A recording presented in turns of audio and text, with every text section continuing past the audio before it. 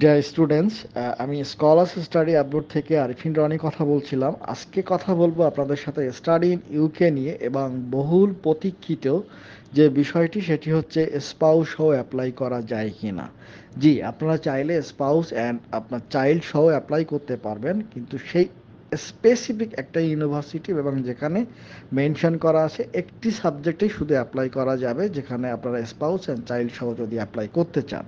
এখন এই university specific এই সাবজেক্ট বেসিক রিকোয়ারমেন্ট, ম্যান্ডেটরি কিছু রিকোয়ারমেন্ট থাকবে, সেগুলো কি থাকবে এবং আপনার ওভারঅল টিউশন ফিস কত, ইনিশিয়াল ডিপোজিট, কাস্ট ইন্টারভিউ আছে কিনা, এই ওভারঅল বিষয়গুলো নিয়েই কথা বলা।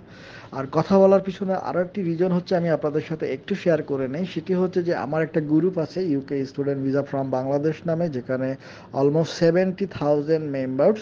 সো আমি এই পোস্টটি শেয়ার করেছিলাম আপনার গত পরশু দিন হবে, বাট ওখানে অনেকেই অনেকভাবে মন্তব্য করেছেন এবং অনেকে অ্যাডমিন হওয়া সত্ত্বেও দেখলাম আমাকে একবারে ধুয়েই দিল। সো সেই বিষয় থেকে আমি আজকে আপনার ওভারঅল বিষয়টা ক্লিয়ার করার জন্য আজকের এই কন্টেন্টটি রেডি করা, এবং যেটা আমি চাচ্ছি আপনাদের সাথে শেয়ার করতে। সো ইউনিভার্সিটিটা হচ্ছে দ্য ইউনিভার্সিটি অফ গ্লস্টারশায়ার, এবং এখানে একটাই সাবজেক্ট আছে, MSc in international business by research, যেটা শুরু হবে হচ্ছে আপনার জানুয়ারি এবং ফেব্রুয়ারি ইনটেকের জন্য। এবং এই সাবজেক্টে যারা অ্যাপ্লাই করবেন তারা চাইলে স্পাউস অ্যান্ড চাইল্ড সহ অ্যাপ্লাই করতে পারবেন।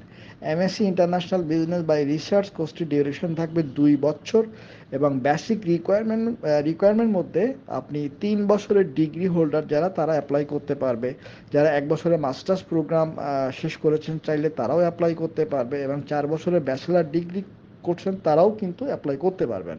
তো এখানে মিনিমাম সিজিপিএটা হচ্ছে 2.75, এবং আমরা সব সময় বলি এটা 3 কিংবা 3+ হলে সবচেয়ে ভালো হয়।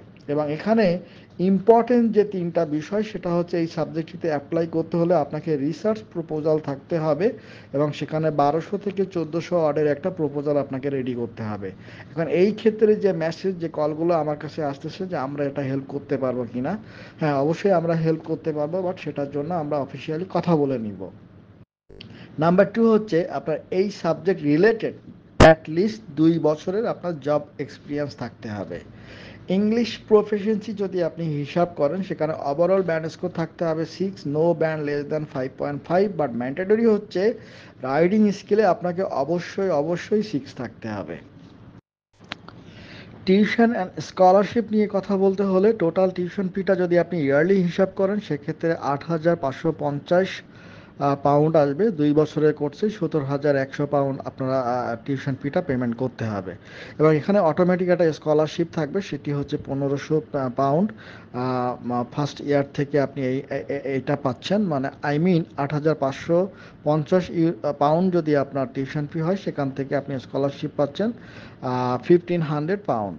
অ্যান্ড কাস্ট ডিপোজিট, আপনার ইনিশিয়াল ডিপোজিট করতে হবে মাত্র 4,000 পাউন্ড। 4,000 পাউন্ড দিয়ে আপনি আপনার অ্যাপ্লিকেশনটি কন্টিনিউ করতে পারবেন।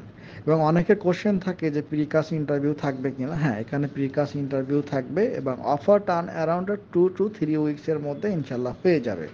আর এখানে ইউনিভার্সিটি ওয়েবসাইটে ঢুকলেও দেখবেন যে ইউনিভার্সিটি বলা আছে যে accommodation granted, first year accommodation on or near campus, কিংবা আপনারা চাইলে আপনাদের মতো করেও অ্যাকোমোডেশন অ্যারেঞ্জ করে নিতে পারেন। এবং আমি ইতিমধ্যে যে গ্রুপটির কথা বললাম, UK student visa from Bangladesh, এখানেও চাইলে আপনারা অ্যাকোমোডেশনের বিষয়ে পোস্ট করতে পারেন, কিংবা আদার্স কোনো কোয়ারি থাকলে পোস্ট করতে পারেন। এখানে অনেক স্টুডেন্ট আছে যারা আপনাদেরকে সঠিক গাইডলাইনটা দিয়ে থাকবে। আর এর বাইরেও যদি কোনো এই সাবজেক্ট কিংবা এই বিষয় নিয়ে কোনো কোশ্চেন থাকে, স্ক্রিনে দেওয়া হোয়াটসঅ্যাপ নাম্বার থাকবে, এখানে কথা বলে নিতে পারেন। বাট ইন্টারেস্টেড পার্সন, স্টুডেন্ট যারা যারা অ্যাপ্লাই করতে চাচ্ছেন, যদি কোনো বিষয়ে কনফিউশন না থাকে, রিকোয়েস্ট থাকবে সরাসরি অফিসে এসে আমাদের এক্সপার্টদের সাথে কথা বলে নিতে। সো ভালো থাকবেন। যারা অ্যাপ্লাই করবেন, যারা আগামীতে অ্যাপ্লাই করেছেন এবং আগামীতে অ্যাপ্লাই করবেন, সবার জন্য শুভকামনা। ভালো থাকবেন, দোয়া রাখবেন আমাদের জন্য। দেখা হবে আগামীতে নতুন কোনো টপিকস নিয়ে। আসসালামু আলাইকুম।